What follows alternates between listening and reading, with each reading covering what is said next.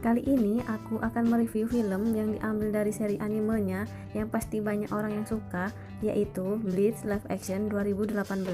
Penasaran dengan ceritanya? Sebelum itu pastikan ya lur kalian untuk like, komen, dan subscribe serta share ke teman-teman kalian agar tidak ketinggalan dengan review film kami selanjutnya. Oke, kita mulai.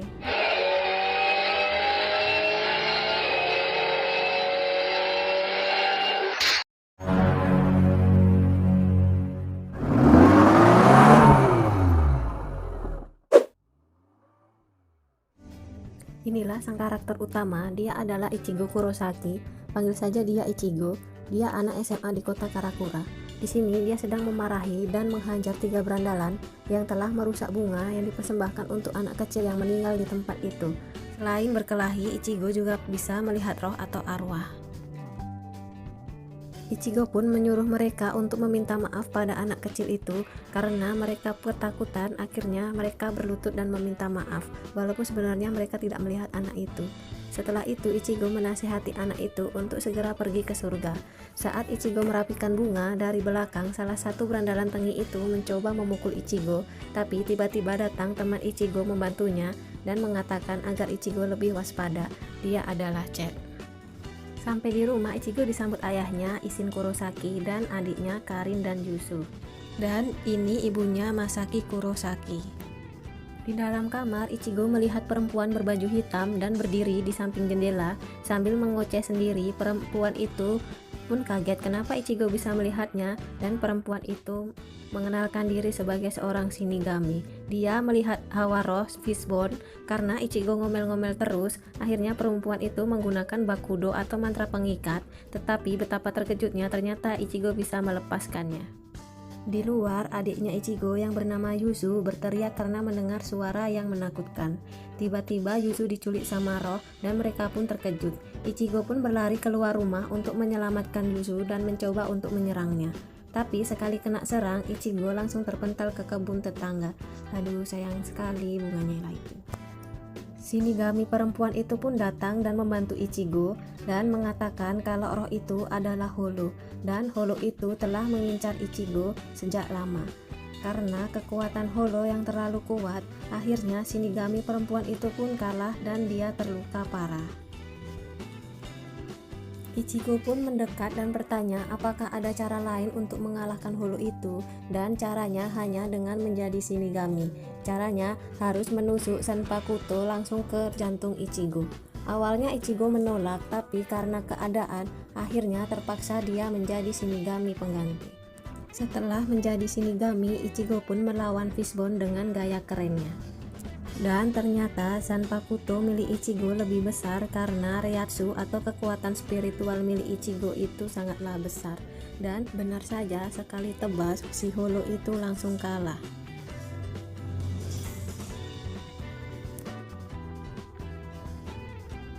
Pagi harinya Ichigo merasa bermimpi dan keluarganya pun gak ingat kejadian semalam. Taunya rumah mereka rusak karena tertabrak truk, dan Yuzu pun juga tidak mengingatnya. Di sekolah, Ichigo dikagetkan dengan munculnya Shinigami perempuan itu. Dia memperkenalkan diri dengan nama Rukia Kuchiki. Tiba-tiba Rukia menarik Ichigo dan memperlihatkan buku yang bertuliskan berani buat ribut kau tamat. Ichigo pun diajak ke atap sekolah, dan di atap sekolah Rukia menggunakan sarung tangan khusus miliknya untuk mengeluarkan roh Ichigo. Maksud hati ingin mengambil kekuatan Shinigaminya kembali, ternyata gagal karena kekuatan Reiatsu Ichigo yang rendah. Akhirnya dengan terpaksa Ichigo harus bekerja menjadi Shinigami pengganti Rukia. Di sini dijelaskan dengan gambar dari Rukia ya, yang begitulah kalau ada 2 jenis roh. Yang pertama itu adalah Plus yang sering dilihat Ichigo, dan yang satunya lagi adalah Holo, roh yang penasaran dan menyimpan dendam.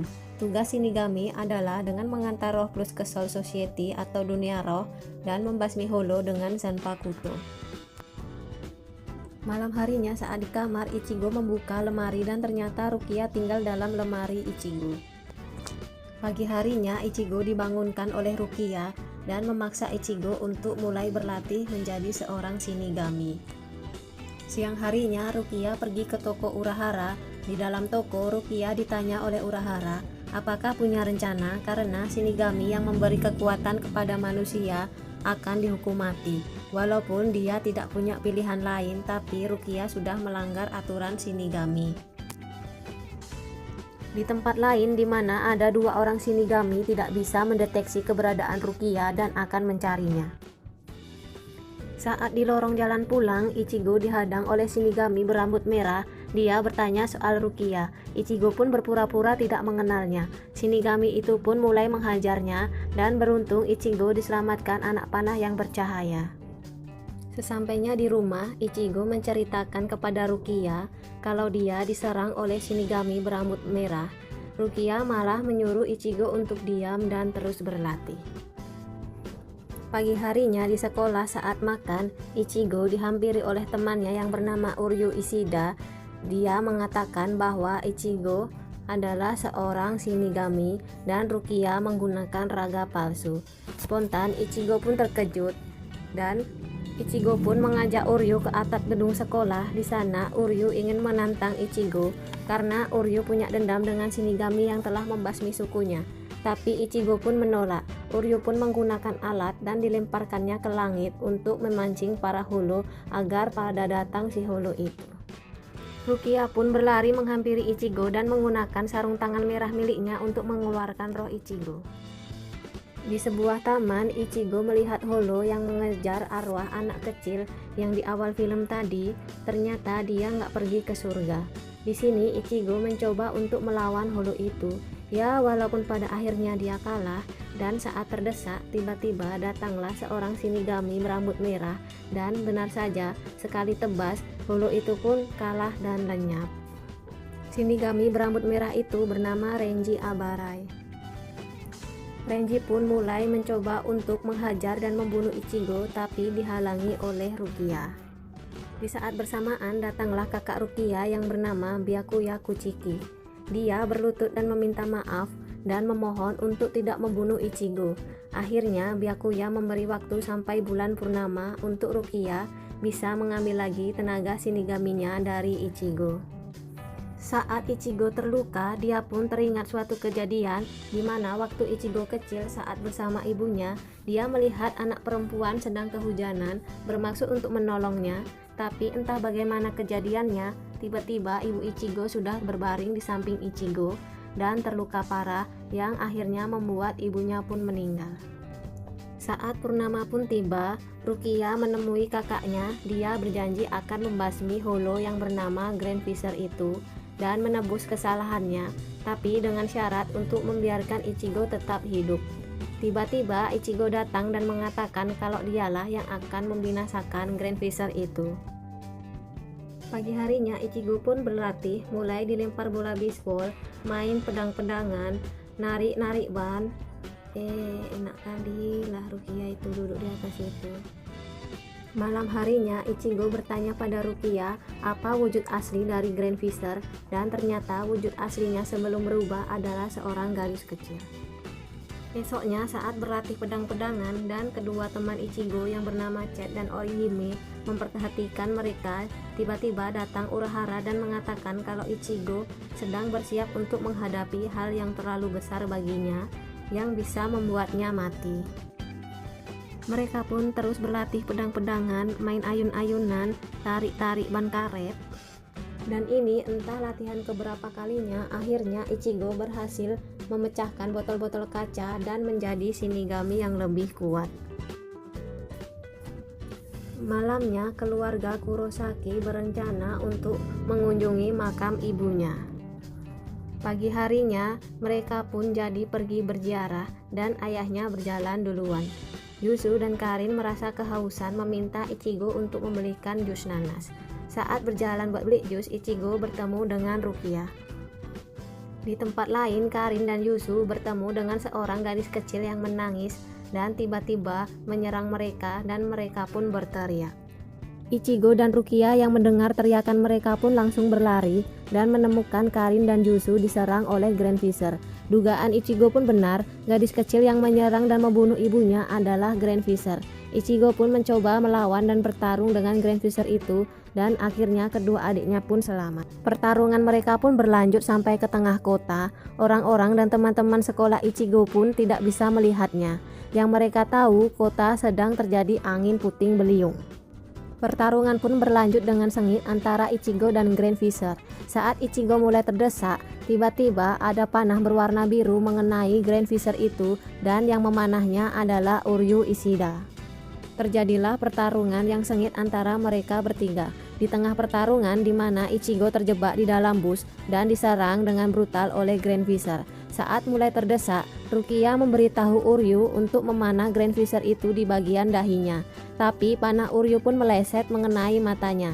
Itu membuat Grand Visor marah dan murka serta menghancurkan bus di mana Ichigo ada di dalam bus itu.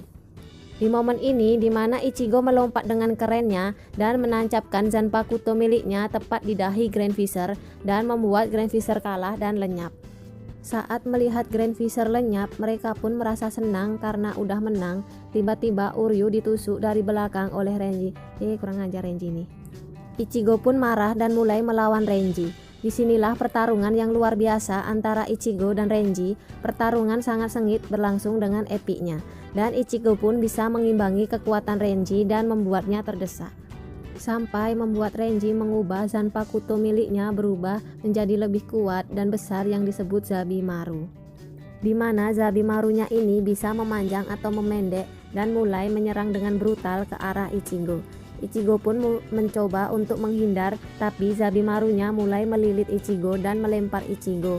Ditambah lagi Ichigo dilempar dengan mobil ke arahnya dan terjadilah ledakan. Saat dikira Ichigo udah mati, dia pun pantang menyerah dan bangkit dan berdiri dengan pose kerennya di depan api ledakan sambil mengangkat Zanpakutonya dan berkata kalau dia tidak akan kalah. Songong betul lah Ichigo. Pertarungan pun masih berlanjut di mana di sini Ichigo yang menang karena Zabimaru milik Renji pun patah dibuat Ichigo. Karena melihat hal itu, akhirnya Byakuya memutuskan untuk melawan Ichigo sendiri. Ya, karena level mereka yang berbeda jauh, serangan Ichigo pun dengan mudahnya ditangkis hanya menggunakan 2 jari oleh Byakuya.